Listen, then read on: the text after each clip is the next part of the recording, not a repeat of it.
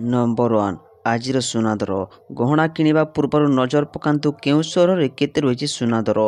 ଆଜି ଭାରତୀୟ ବଜାରରେ 24 କ୍ୟାରେଟ୍ ସୁନାର ଦର 1,44,710 ଟଙ୍କା ରହିଛି। ସେହିପରି 22 କ୍ୟାରେଟ୍ ସୁନାର ଦର 1,32,650 ଟଙ୍କା ଛୁଇଁଛି। ଅନ୍ୟପଟେ ରୂପାର ମୂଲ୍ୟ କିଲୋ ପିଛା 2,40,000 ଟଙ୍କା ହୋଇଛି। ନମ୍ବର 2 ଜନଗଣନା ବେଳେ ଆଶାଳୀନ ପ୍ରଶ୍ନ ପଚାରିଲେ ଭୋଗିବାକୁ ପଡ଼ିବ 3 ବର୍ଷର ଜେଲ୍ ଦଣ୍ଡ।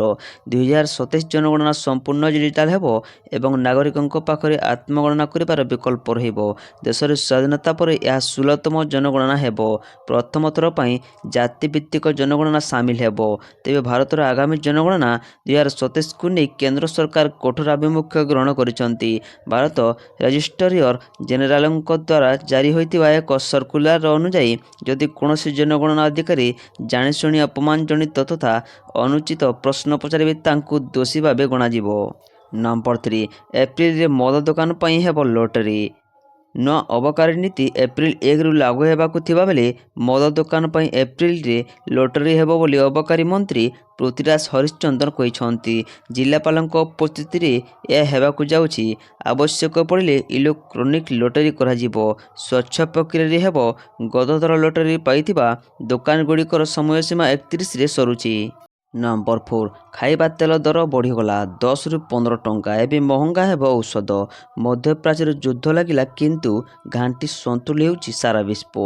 ଗ୍ୟାସ୍ ଏବଂ ପେଟ୍ରୋଲ ଡିଜେଲର ନିଅଣ୍ଟିଆ ସ୍ଥିତି ଭିତରେ କଷ୍ଟ କଟାଇବା ଖାଇବା ତେଲ। ଗତ କିଛି ଦିନ ଭିତରେ ଖାଇବା ତେଲ ଲିଟର ପିଛା 10ରୁ 15 ଟଙ୍କା ବଢ଼ିଥିଲା। ହଠାତ୍ ବଢ଼ିଥିଲା ପାମୋଲିନ୍, ସୂର୍ଯ୍ୟମୁଖୀ ଓ ସୋୟାବିନ୍ ସୋରିଷ ତେଲ। ହୋଟେଲ ହେଉ କିମ୍ବା ଘର ସବୁଠି ଖାଦ୍ୟର ଦାମ ଆକାଶ ଛୁଆଁ ହେଲା। ନମ୍ବର 5 ପ୍ରଭୁ ରାମଙ୍କର ହେଲା ସୂର୍ଯ୍ୟାଭିଷେକ। ଅଯୋଧ୍ୟାରେ ଭକ୍ତଙ୍କ ଭିଡ଼। ରାମନବମୀ ଅବସରରେ ଅଯୋଧ୍ୟାରେ ଭକ୍ତଙ୍କ ସୁଅ ଛୁଟିଛି। ସକାଳୁ ସକାଳୁ ପ୍ରଭୁ ରାମଙ୍କୁ ସ୍ନାନ କରାଯାଇଥିଲା ଏବଂ ଆକର୍ଷଣୀୟ ପୋଷାକ ପିନ୍ଧି ସଜ୍ଜିତ କରାଯାଇଥିଲା। ଏହାପରେ ପ୍ରଭୁ ରାମଙ୍କ ସୂର୍ଯ୍ୟ ତିଳକ ଉତ୍ସବ ଅନୁଷ୍ଠିତ ହୋଇଥିଲା। ଏ ଦିବ୍ୟ ଘଟଣା ଦେଖିବା ପାଇଁ ହଜାର ହଜାର ଭକ୍ତ ଏକତ୍ରିତ ହୋଇଥିଲେ। ମଧ୍ୟାହ୍ନ 12ଟାରେ ଭଗବାନ ସୂର୍ଯ୍ୟ ରାମଲାଲାଙ୍କ କପାଳରେ ତିଳକ କରାଯାଇଥିଲା। ନମ୍ବର 6 ଆସନ୍ତା ସପ୍ତାହ ଯାଏଁ ରାଜ୍ୟରେ କାଳବୈଶାଖୀ ପ୍ରଭାବରେ ଝଡ଼ ବର୍ଷା। ଆସନ୍ତା ସପ୍ତାହ ଯାଏଁ ରାଜ୍ୟରେ କାଳବୈଶାଖୀ ପ୍ରଭାବରେ ଝଡ଼ ବର୍ଷା ହୋଇପାରେ। ବିଭିନ୍ନ ସ୍ଥାନରେ ସ୍ୱଳ୍ପରୁ ମଧ୍ୟମ ଧରଣର ବର୍ଷା ହୋଇପାରେ। କୁଆପଥର ସହ ବର୍ଷା ବିଜୁଳି ଘଡ଼ଘଡ଼ି ଡରାଇବ।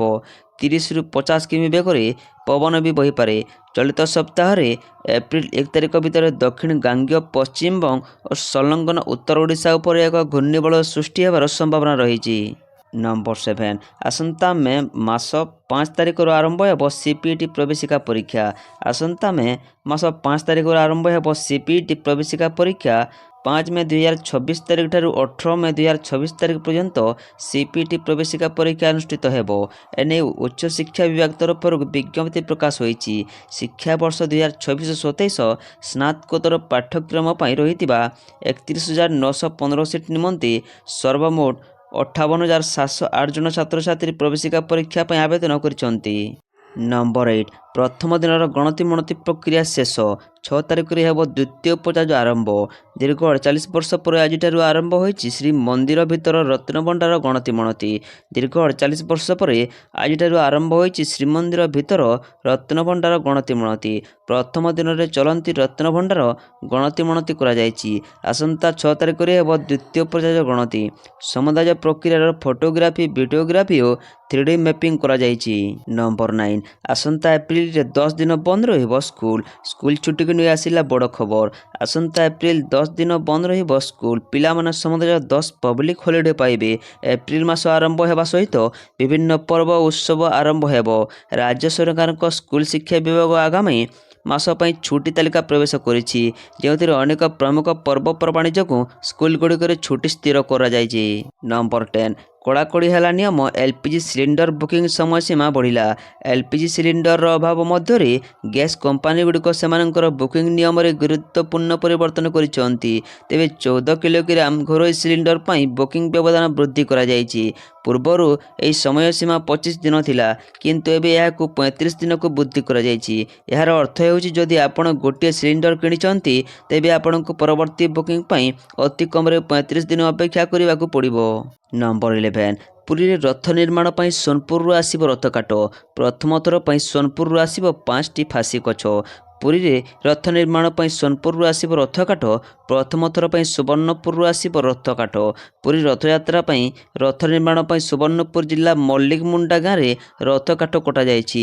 ଗାଁରେ ଥିବା ମିଶ୍ର ପରିବାରଙ୍କ ବାରିପଟେ ଥିବା 5ଟି ଫାଶୀ ଗଛକୁ କଟାଯାଇଛି। ଆଜି ସକାଳୁ ରୀତିନୀତିରେ ପୂଜାପାଠ ପରେ ଗଛ କଟା କାର୍ଯ୍ୟ ଆରମ୍ଭ କରାଯାଇଥିଲା। ଏହି ଅବସରରେ ଭଜନ କୀର୍ତ୍ତନ ସହ ଏକ ଭକ୍ତିମୟ ପରିବେଶ ସୃଷ୍ଟି ହୋଇଥିଲା।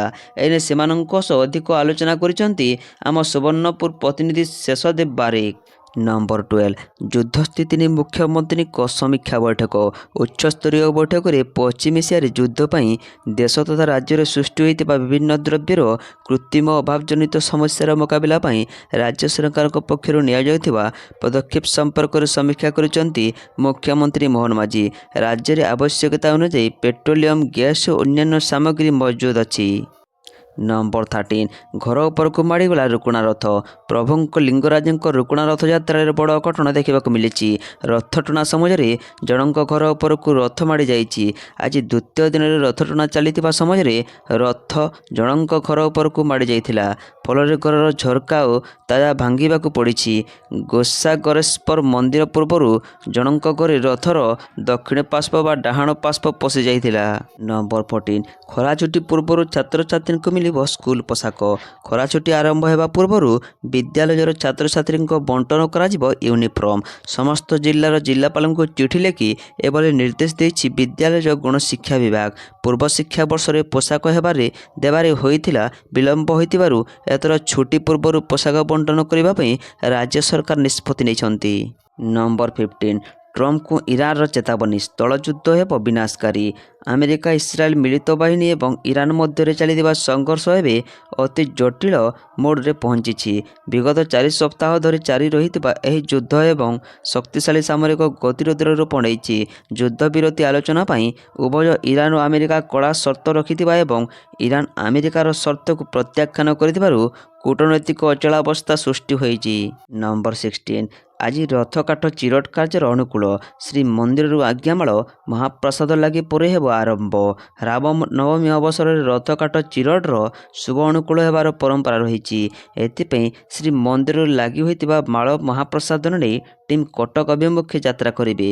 କଟକ ଖପୁରିଆ ସ୍ଥିତ କରତକଳରେ ଆଜିର ପବିତ୍ର ରାମନବମୀ ତିଥିରେ ମାଳ ପ୍ରସାଦ ମହାପ୍ରସାଦ ଲାଗି ପରେ ରଥକାଠ ଚିରଟ କାର୍ଯ୍ୟ ଆରମ୍ଭ ହେବ।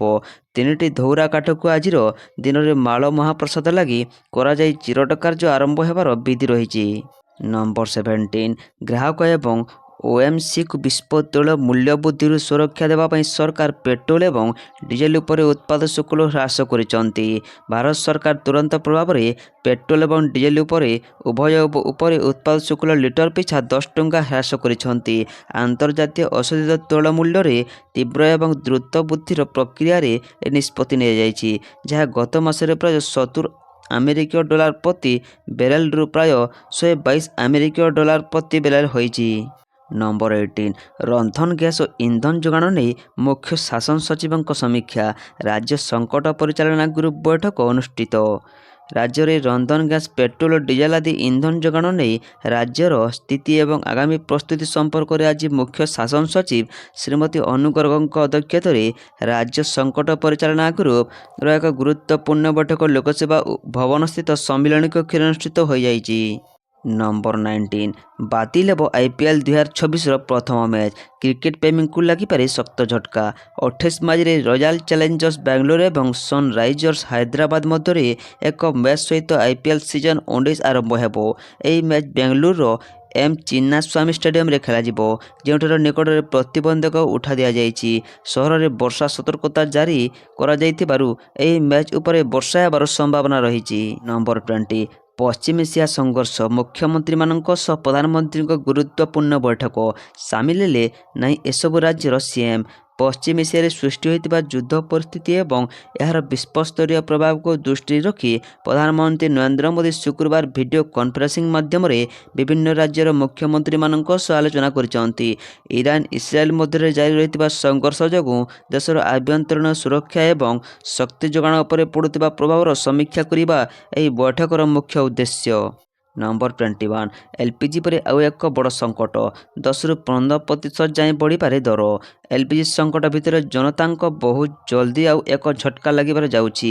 ପଶ୍ଚିମ ଏସିଆରେ ଚାଲିଥିବା ଏହି ଯୁଦ୍ଧ ଯୋଗୁଁ ବର୍ତ୍ତମାନ ଭାରତର ଘରୋଇ ଇଲେକ୍ଟ୍ରୋନିକ୍ସ ବଜାର ପ୍ରଭାବିତ ହେବାକୁ ଯାଉଛି, ଯାହାଫଳରେ ବହୁତ ଜଲ୍ଦି ସମସ୍ତ ଇଲେକ୍ଟ୍ରୋନିକ୍ ଉତ୍ପାଦ ଅର୍ଥାତ୍ ଏସି, ଟିଭିଠୁ ନେଇ ୱାସିଂ ମେସିନ୍ ଯାଏଁ ଦର ବଢ଼ିବାକୁ ଯାଉଛି।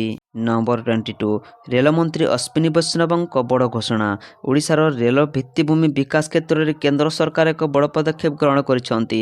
ଆର୍ଥିକ ବର୍ଷ 2025-26 ପାଇଁ ଓଡ଼ିଶାକୁ ରେଳବାଇ କ୍ଷେତ୍ରରେ 10,569 କୋଟି ଟଙ୍କାର ରେକର୍ଡ ବ୍ୟୟ ବରାଦ କରାଯାଇଛି। ରାଜ୍ୟସଭାରେ ଗୁରୁତ୍ୱପୂର୍ଣ୍ଣ ସୂଚନା ଦେଇଛନ୍ତି କେନ୍ଦ୍ର ରେଳମନ୍ତ୍ରୀ ଅଶ୍ୱିନୀ ବୈଷ୍ଣବ। ନମ୍ବର 23 ଯୁଦ୍ଧ ମଧ୍ୟରେ ଏମିତି ପଦକ୍ଷେପ ନେବାକୁ ଯାଉଛି ଭାରତ। ଚାହୁଁ ରହିଯିବେ ଚାଇନା ପାକିସ୍ତାନ। ମଧ୍ୟପ୍ରାଚ୍ୟରେ ବଢ଼ୁଥିବା ଉତ୍ତେଜନା ଏବଂ ହରମୁଜ୍ ଷ୍ଟ୍ରେଟ୍ ବନ୍ଦ ହେବା ବିଶ୍ୱ ଶକ୍ତି ବଜାରରେ ଅସ୍ଥିରତା ସୃଷ୍ଟି କରିଛି। ବିଶ୍ୱର ପ୍ରାୟ 20% ତୈଳ ଏହି ରାସ୍ତା ଦେଇ ଯାଉଥିବାରୁ ଅନେକ ଦେଶରେ ଶକ୍ତି ସଙ୍କଟ ଗଭୀର ହେବାରେ ଲାଗିଛି। ଏପରି ପରିସ୍ଥିତିରେ ଭାରତ ଦ୍ରୁତ ଗତିରେ ବିକଳ୍ପ ଶକ୍ତି ଉତ୍ସ ଉପରେ କାମ କରିବା ଆରମ୍ଭ କରିଛି। ନମ୍ବର 24 ପେଟ୍ରୋଲ ଡିଜେଲ ଶସ୍ତା କଲେ ସରକାର, ହ୍ରାସ ହେଲା ଉତ୍ପାଦ ଶୁଳ୍କ। ଜାଣନ୍ତୁ ପ୍ରତି ଲିଟର କେତେ? ଆମେରିକା ଇରାନ ଯୁଦ୍ଧ ଯୋଗୁଁ ଦେଶବ୍ୟାପୀ ଇନ୍ଧନ ମୂଲ୍ୟ ବୃଦ୍ଧିର ଆଶଙ୍କାକୁ ଦୃଷ୍ଟିରେ ରଖି ଭାରତ ସରକାର ପେଟ୍ରୋଲ ଏବଂ ଡିଜେଲ ଉଭୟ ଉପରେ ଅତିରିକ୍ତ ଉତ୍ପାଦ ଶୁଳ୍କକୁ ଯଥେଷ୍ଟ ହ୍ରାସ କରିଛନ୍ତି। ଗୁରୁବାର ଜାରି ହୋଇଥିବା ଏକ ସରକାରୀ ନିର୍ଦ୍ଦେଶ ଅନୁଯାୟୀ ପେଟ୍ରୋଲ ଉପରେ ଅତିରିକ୍ତ ଉତ୍ପାଦ ଶୁଳ୍କ ପ୍ରତି ଲିଟର 13 ଟଙ୍କାରୁ 3 ଟଙ୍କାକୁ ହ୍ରାସ କରାଯାଇଛି। ନମ୍ବର 25 ରାସନ କାର୍ଡଧାରୀଙ୍କ ପାଇଁ ଖୁସି ଖବର। ଏପ୍ରିଲରେ ମିଳିବ ଏକାଥରେ 3 ମାସର ରାସନ। ଦେଶର ଲକ୍ଷ ଲକ୍ଷ ରାସନ କାର୍ଡଧାରୀଙ୍କ ପାଇଁ ଆସିଛି ବଡ଼ ଖବର। ବଢ଼ୁଥିବା ମୁଦ୍ରାସ୍ଫୀତି ଓ ଘରୋଇ ବ୍ୟୟର ଚାପକୁ ଦୃଷ୍ଟିରେ ରଖି ସରକାର ଏକ ଜନହିତକାରୀ ନିଷ୍ପତ୍ତି ନେଇଛନ୍ତି। ଏହି ନୂଆ ବ୍ୟବସ୍ଥା ଅନୁସାରେ ଯୋଗ୍ୟ ହିତାଧିକାରୀମାନେ ଏପ୍ରିଲ ମାସରେ ଆଗାମୀ 3 ମାସ ଏପ୍ରିଲ, ମେ, ଜୁନ 2026 ପାଇଁ ରାସନ ଏକା ସାଥିରେ ପାଇପାରିବେ। ନମ୍ବର 26 ତାଳଚେର ଷ୍ଟେସନରେ ବିଭିନ୍ନ ବିକାଶମୂଳକ କାର୍ଯ୍ୟର ସମୀକ୍ଷା କଲେ ପୂର୍ବତଟ ରେଳପଥ ମହାପ୍ରବନ୍ଧକ। ପୂର୍ବତଟ ରେଳପଥର ମହାପ୍ରବନ୍ଧକ ପରମେଶ୍ୱର ଫୋଙ୍କୱାଲ ମଞ୍ଚେଶ୍ୱର ରେଳ ଷ୍ଟେସନରୁ ତାଳଚେର ଏବଂ ତାଳଚେରରୁ ବଳରାମ ଏବଂ ଅନୁଗୁଳ ପର୍ଯ୍ୟନ୍ତ ୱିଣ୍ଡୋ ଟ୍ରେଲିଂ ନିରୀକ୍ଷଣ କରି ରେଳପଥ ପରିଚାଳନା, ଭିତ୍ତିଭୂମି ବିକାଶ, ଟ୍ରାକ୍ଟର ଅବସ୍ଥା, ସିଗ୍ନାଲିଂ ସିଷ୍ଟମ, ସୁରକ୍ଷା ମାନଦଣ୍ଡ, ଷ୍ଟେସନ ଭିତ୍ତିଭୂମି, ଯାତ୍ରୀ ସୁବିଧା, ପଣ୍ୟ ପରିବହନ ବ୍ୟବସ୍ଥା ଏବଂ ଏହି ସେକ୍ସନରେ ଚାଲିଥିବା ବିକାଶମୂଳକ କାର୍ଯ୍ୟର ସମୀକ୍ଷା କରିଛନ୍ତି। ନମ୍ବର 27 ଜିଓ ଫାଇନାନ୍ସିଆଲ ଆଲିଆନ୍ସ ପୁନର୍ବିମା ମିଳିତ ଉଦ୍ୟୋଗରେ ଭାରତରେ କାର୍ଯ୍ୟ ଆରମ୍ଭ। ଜିଓ ଫାଇନାନ୍ସିଆଲ ସର୍ଭିସେସ୍ ଲିମିଟେଡ୍ ଏବଂ ଆଲିଆନ୍ସ ଗ୍ରୁପର ମିଳିତ ଉଦ୍ୟୋଗ ଆଲିଆନ୍ସ ଜିଓ ରି-ଇନ୍ସ୍ୟୁରାନ୍ସ ଲିମିଟେଡ୍ ଭାରତରେ ଏହାର କାର୍ଯ୍ୟ ଆରମ୍ଭ କରିଛି।